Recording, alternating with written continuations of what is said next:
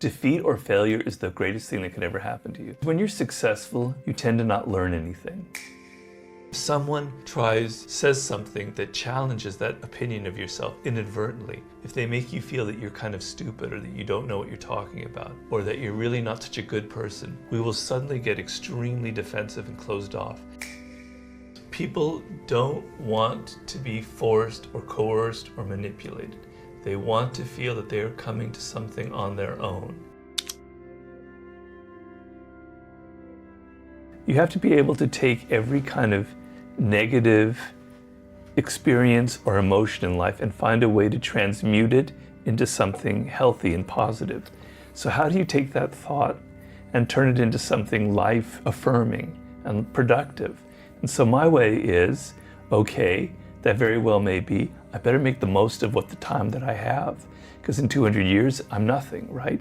Also, through my books, I will have a life that will go on. I will have a legacy. Work on that. Think about people reading you in the future. So I use it, any kind of negative thing, any bad thing that fate brings you, you have to find a way. It's like alchemy. Using the Philosopher's Stone, you transform that into gold through a mental process. You have a viewpoint, a perspective. It's like the lens on a camera. And it's through that lens that you view the world and you view people and you view events. And no two people see the same event in the same way, right? And so your attitude, how you look at the world, will determine what you get in life. So if you're focusing on all the obstacles, if you're focusing on the government, if you're focusing on COVID, if you're focusing on this person didn't give me that thing, my parents didn't give me that thing, that's you creating your attitude. You're building it. It's like a crystallization process. This crystal starts getting bigger and bigger and bigger as each new crystal is added, and you crystallize this negative, defensive attitude towards life, and that's what you're gonna get. Most people are kind of paranoid and don't have that self-awareness. They'll think, so you create how people react to you, you create how negative circumstances affect you. We have COVID and jobs are being wiped out left, right, and center. You're having to spend a lot of time alone at home. Your life has been massively disrupted, most people. You can see this as like, God damn it, why did this have to happen? My life is ruined. I'm not gonna go anywhere. You know, and you start maybe drink a little bit, you start putting on some pounds, that COVID, whatever they call it. It's understandable. It is a very devastating kind of bomb that exploded here. But on the other hand, you could say, this is an opportunity. And I'm not trying to be Pollyannish about it because it's an opportunity. And the opportunity is on many levels to rethink your life, to rethink your values, to rethink where you're going, to rethink what your career should be, what your relationship to other people should be. Reorient yourself to who you are and what you like and what your goals are and what makes you unique. It's a time to read books and enlighten yourself and enrich your mind. If you take that attitude, I mean, Ryan Holiday wrote the best book on this subject. I encourage people to read it, The Obstacle is the Way. If you have that attitude where obstacles are actually the path forward, nothing's gonna stop you, but it's all how you look at things. It's kind of a mental process that you switch to seeing the positive side. So a stroke is like the worst thing that happened to me. It ruined so much, but it's also been a blessing in some ways, because it's really made me appreciate my life, appreciate the people around me. And I'm now writing my 7th book. And I keep having this thought that I could die tomorrow because I'm in a very vulnerable state for catching the coronavirus once you've had a stroke. It could happen, you know? I gotta get this book done, man. I am so motivated. I'm working so hard on it because, I see that this is like my great opportunity to express something before I am dead. Yeah. So it's just that switch inside of that lens, how you look at the world. Defeat and failure is the greatest thing that could ever happen to you. When you're successful, you tend to not learn anything. You think, wow, my book, my business got so much, did so well. I've got the Midas touch. Anything I do is gonna be great. And look, I've got all these people around me, these sycophants saying, Robert, you're wonderful, you're great. I love what you did, your book's fantastic. And slowly, I don't learn anything. And then my next project is a disaster because I've become grandiose, because I'm not moored in reality. Failure teaches you your limits. It makes you realize what you did wrong. It shows you what you could do differently. Failure taught me this, and success didn't teach me anything. So failure or defeat, great generals in battle, that's what they would learn. That's the other thing that success will do. It'll make you conservative. It will make you think you have to hold on to what you've done and keep repeating it. And the world, success and great things happen by being not conservative, by being open with your ideas and challenging yourself and always trying something new and being willing to change. You can recover from the worst possible disaster, even public humiliation you can recover from, because fortunately nowadays people have short memories and they'll always remember your last success.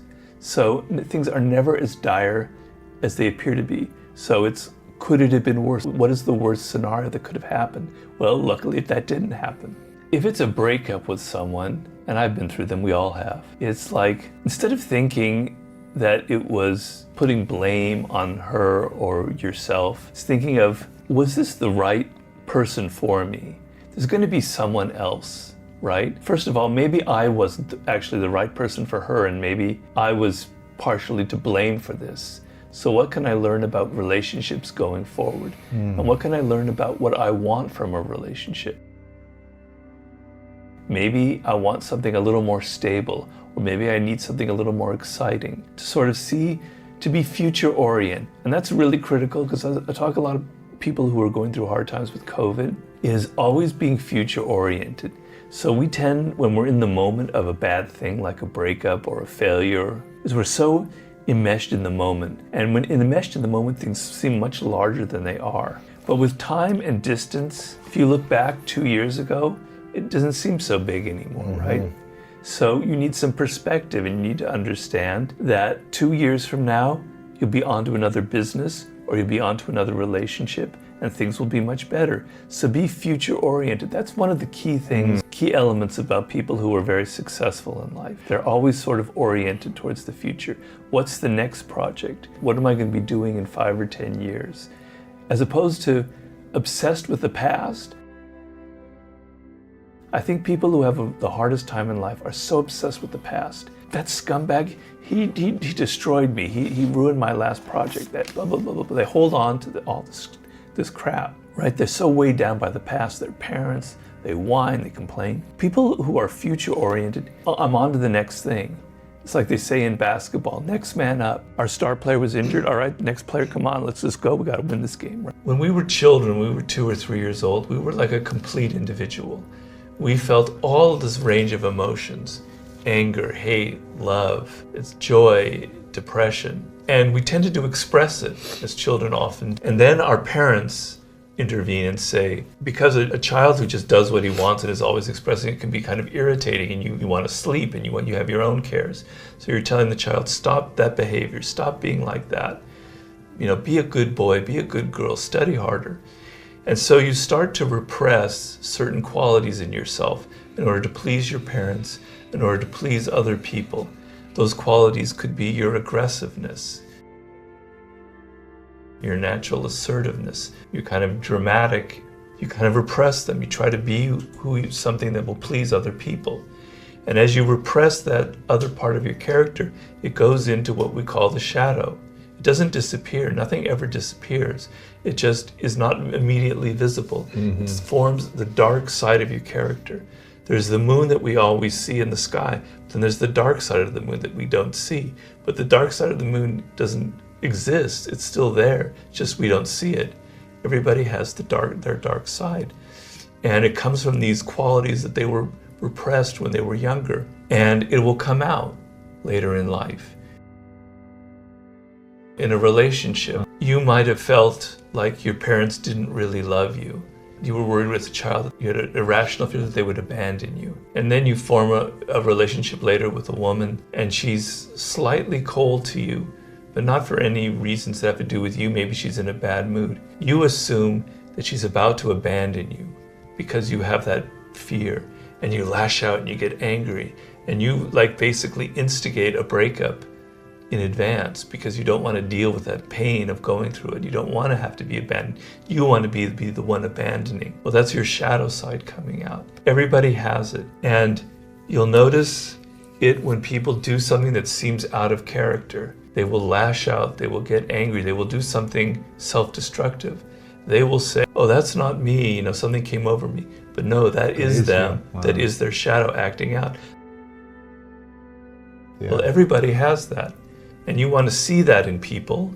You want to see their shadow, understand they're not as nice and wonderful as they say they are. Not to judge them, but to be aware. And you want to see your own shadow so you can use it, so you can be aware of it, so you can overcome it. There's a weird kind of law that governs the universe, which is what you give to the world is sort of what you get. We are more active than we think we are. We are more responsible for what happens to us than we think we are. And so the things that have worked for me in life, when I've sort of been aware of that, the pattern of my life is kind of foggy with all of the failures. But overall, there was a reason behind it. There was a purpose, and I followed that purpose unconsciously, maybe consciously to some degree, and it led to where I am today. But that there is something, a feeling that I had, that there was something kind of guiding me, and I can't put my finger on it. Something was guiding me to where I ended up today, even from when I was 5 years old. Wow. So I've always had a feeling of like fate and destiny, for better or for worse, and it happened. We tend to be too nice in life, too indulgent with other people, too nice. We don't ask for enough. We feel like we don't deserve much in life, and we let people push us around. I was pushed around a lot because I was sort of a naive writer type who didn't understand that there are bad people out there. So one of the things I had to learn in life, and that are the source for my work, is that there are bad people out there, and you have to recognize that there are narcissists, that there are aggressive people, that there are passive aggressive people, that they are enviers. You have to be aware of that, and you have to be strong enough to deal with them. And by not being able to deal with those kind of people, your life can be completely ruined. One awful toxic person, one bad relationship can ruin you for life. You internalize the negative energy. The ability to stand up for yourself and to be aware and to understand that not everyone has the best intentions, and that you're going to be more strategic and not always kind of just accepting what people give you, was a major source of wisdom for me. And all of my books come from a bit of anger, and I think the reader can feel the anger in them. And anger is kind of an intoxicating emotion. I even talk in the book how it can be a positive emotion. When my writing is angry, it's very real, and you can feel it. So I've been able to take that kind of sense of there are people out there who are hurtful, and use that anger and turn it into something positive, into a book. Everybody has the potential for greatness, and greatness would mean something a little bit larger than what you've already done, for going a little bit beyond what you've already created, going a little bit past your limits. Great implies kind of size and largeness. And so everybody has the potential for greatness. I don't care who you are or bad circumstances of your childhood. And greatness is realizing your own potential.